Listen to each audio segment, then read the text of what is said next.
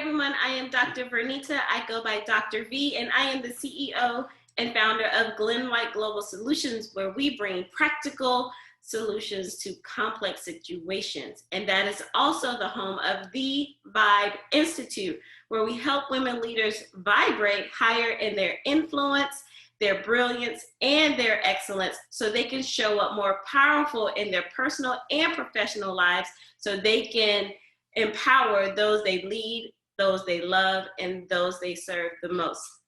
So today I'm going to talk to you about a few lessons that I learned from a few mentors. I was trying to figure out if I wanted to do the number one lesson I learned from one mentor, but then as I was thinking about topics that I wanted to discuss, I looked at what have been the lessons that I've lived by, so like in this period of time. What lessons do I still live by? And I came across 3 of them. So bonus for you, you're gonna get 3 of them. So I came across 3 lessons from 3 different mentors. Now you'll hear me say mentors, but some of them were actually coaches. Like I invested in coaches to get my life together, yes. So I thought this topic was important because I wanted to share some lessons, especially about women leaders.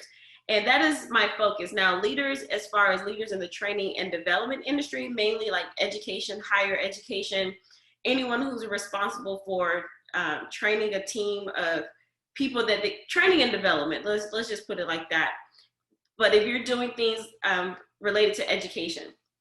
And the reason why I decided to do that, and the reason why the V.I.B.E Institute came about, I started on this journey myself, and over time you'll hear me talk about it. You can watch some of my other videos and talk about it, but it's really during this process of me writing my book.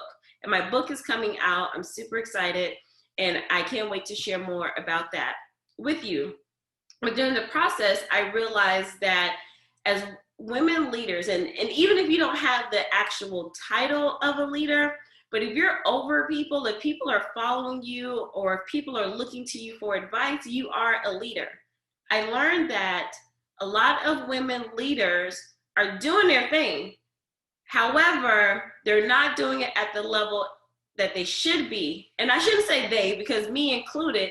It's because there are some things that are going on in our personal lives that if we can handle that, then we can show up more powerful professionally. Now, of course, there are some things that you may have to go to counseling for or therapy for. So we're not talking about anything there. And of course, there's nothing wrong with that, because you need to deal with that. So then you can start showing up more powerfully in your professional life before you can even have life coaches or anything like that.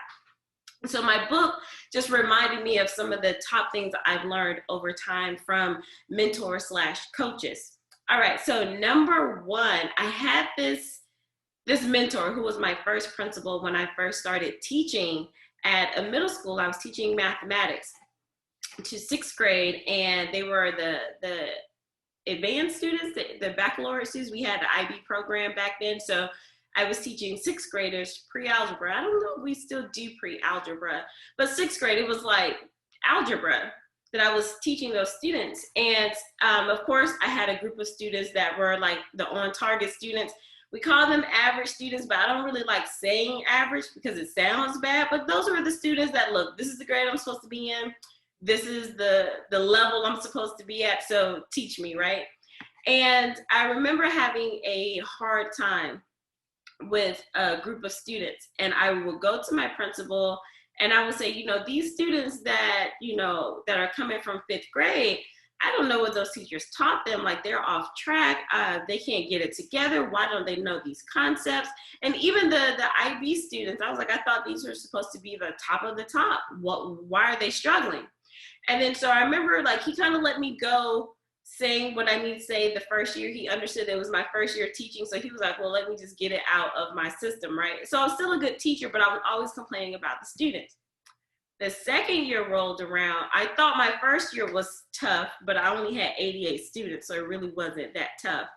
My 2nd year is when I had 125 students, and I had more of our on-target students who didn't really, I don't want to say they didn't care about school, but it was like, okay, I'm here, so what? And that was hard. That year was hard. And I remember going to him saying, these students you gave me, are not where they're supposed to be. I was sorry I complained about the students last year. I wish I had those students, because these students don't know anything. They are lower than low. And some test scores came out, and I was like, see, I'm already starting off in a bad spot from what they learned in 5th grade. And he said, you know what? You are responsible for those students from August to May, because I believe back in those days, we still got out of school in May.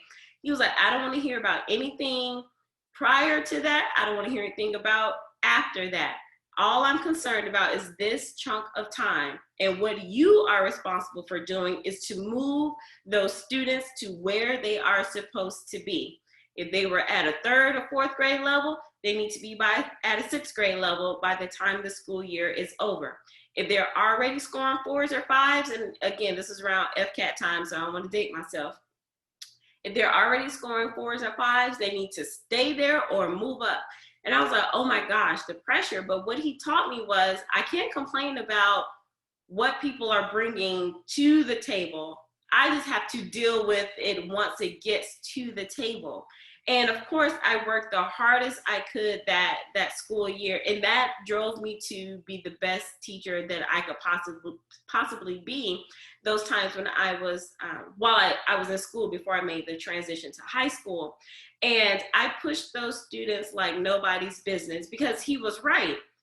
I can't keep using the excuse of, oh, you should have learned this back then, or you should have done this back then. It's like, well, if I keep blaming those deficiencies on the previous teacher, then what does that say about me as an educator? Did I not believe in my skill set?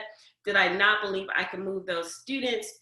Did I not have high expectation for those students? So when I took a good look at myself, I was like, oh my gosh, I've been sending the wrong message. And from that day on, I treated every student like they were an IB student. And my scores showed that. My scores really showed that. So the lesson in that, like I said before, especially as a leader, because even though I didn't have the title of a leader, I was still a leader for that class. I was the leader for my grade level. And I started to become a rising leader within the mathematics department. And eventually became an instructional coach in high school because of the practices that I put in place when I was a classroom teacher. And again, I learned that we can't use people's past or their baggage or their prior knowledge, or if they didn't get the prerequisite skills, we can't hold that against people. If we're going to be the leaders that we say that we are, then it is our job to build that capacity and build them up, whether it's a child or whether it's another adult, team member, whatever the case may be. So as a leader, whatever they bring to the table, you are responsible for sorting it, building it, making it the best thing possible. Because at the end of the day, we're talking about human beings, and we can't define them by what they don't know. Especially if they're coming to us, we should be able to see a growth or some kind of improvement after their interactions with us. And that was a lesson that I learned years ago that I still talk about to this day.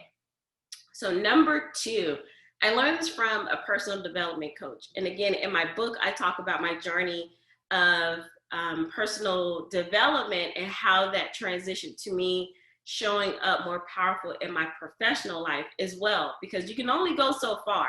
And until you start dealing with some underlying issues, you're going to stay at that level. So from this particular mentor, I learned that I am my own rescue. And you may know her. If you've heard this saying before and you're like, oh, I heard that before, then yes, that's the person I'm talking about. I am my own rescue. For years after I graduated my doctoral program, I was in a deep state of depression. My mom had passed years prior to me going to the program. And then after the program, that was a whole mindset shift. So if anyone is thinking about getting their doctoral degree, reach out to me first before you go in, and I'll give you some pointers. But during that process, it was not a good process for me.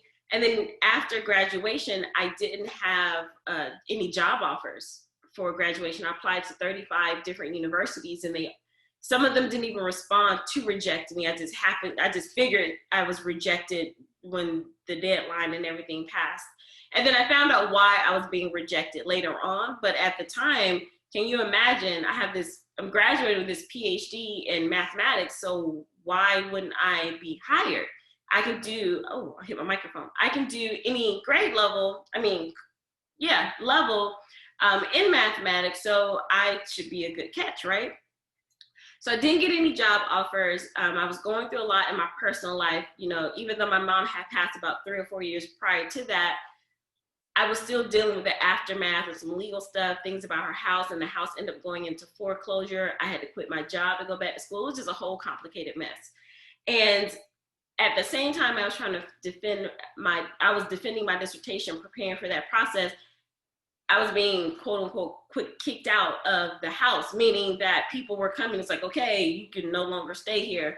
And I was like, where am I going to go? I was like homeless for a little bit, in a sense that I had to move in with my grandmother. And I didn't know this, but a lot of people said their grandparents don't help them. They're like, look, been there, done that, raised my child, figure it out on your own. So I am so blessed that my grandmother took me in, and because she technically didn't have to.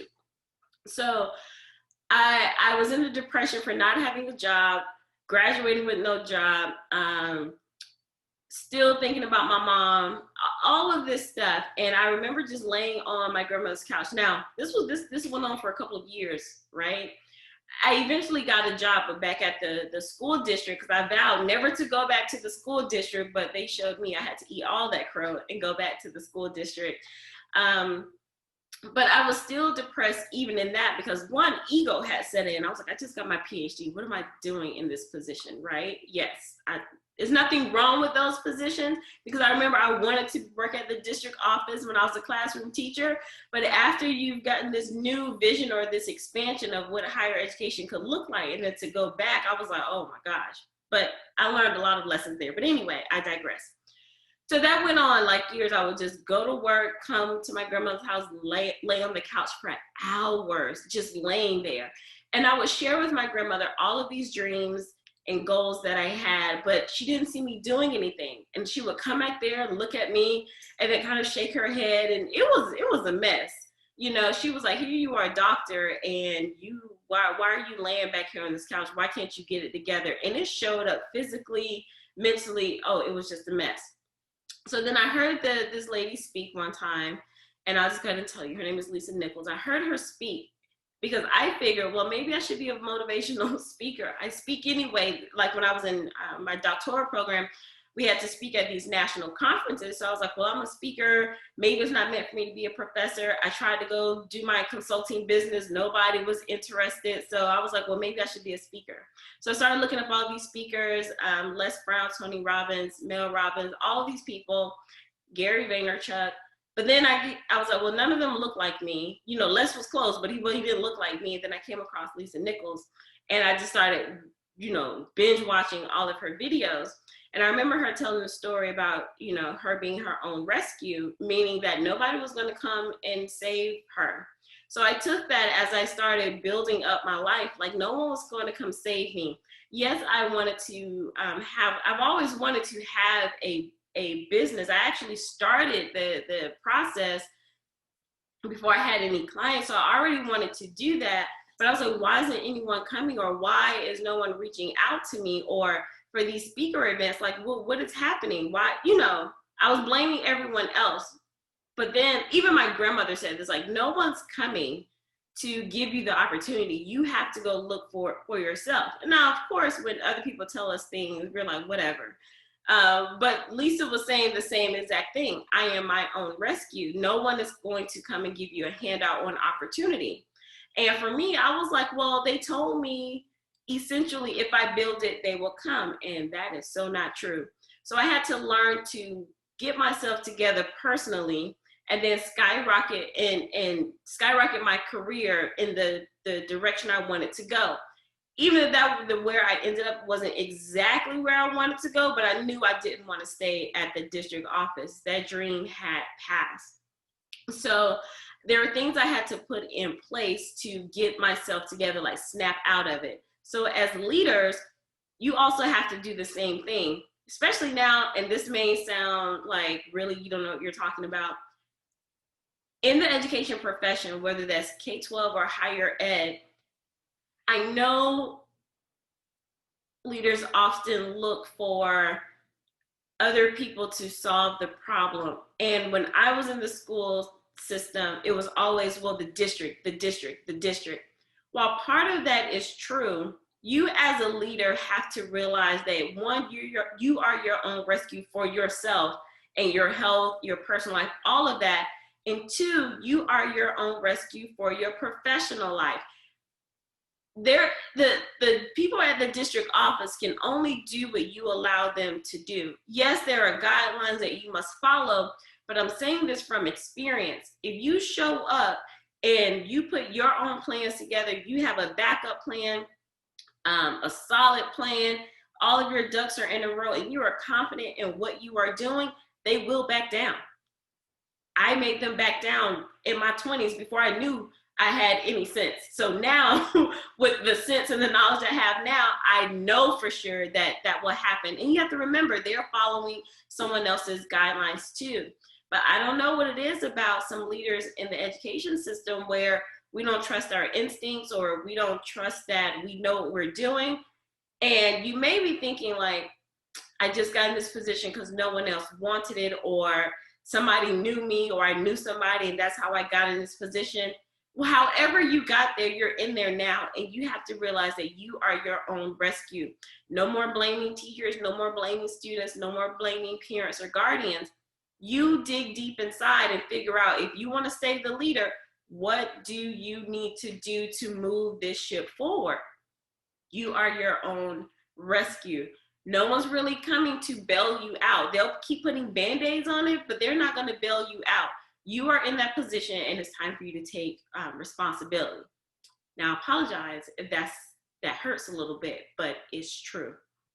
And the third lesson I learned from a coach, mentor that I still work with now is, and it ties into I am my own rescue. If you know that there's something that you want, if you know that your school needs to go in a particular direction, if you know that your team needs to make a shift in another direction, or if you know internally that you need to make a shift in the direction, you can't just like put a plan together and then look at it. You can't just pose at the plan like I did it and now what, and sit there and look at it. You can't do that. And what I mean by that is, I've seen this too, because I've done this in my life. I put all these plans together.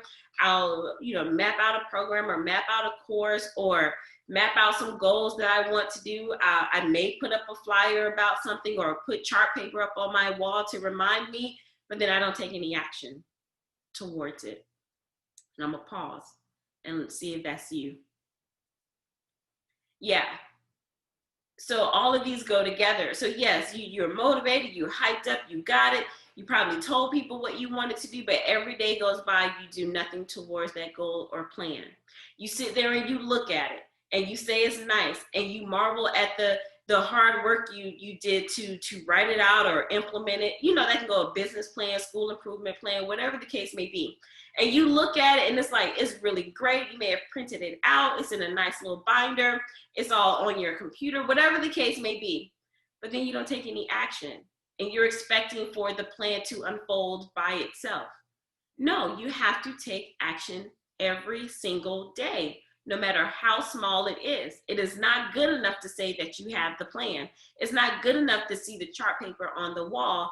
It's not good enough to walk around with a nice little planner that's all filled up and say, oh, look, I'm booked and busy. But that's just the appearance. My mentor says, like, you're posing. You're standing on the wall saying, look at me, I did that, I'm great. But then there are no results. There are no fruits.